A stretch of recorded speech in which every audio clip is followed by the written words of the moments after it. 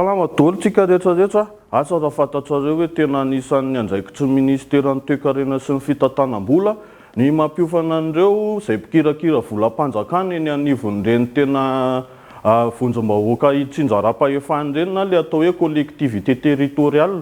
Dia tamin'ny herinandro lasa iny sy amin'ity herinandro izay diavisika ity dia tany amin'ny tena commune ny district-ny Mananara zany no nampiofan'ny zareo. Dia ny mandray andraikitra ao anatin'ilay fampiofanana dia ny DGFAG na le hoe direction générale des finances et des affaires générales. Dia any zany zareo mampianatra mampiofana an'ireo olona rehetrarehetra izay mpikirakira ny volam-panjakana ny amin'ireny commune sy ny tariny ireny.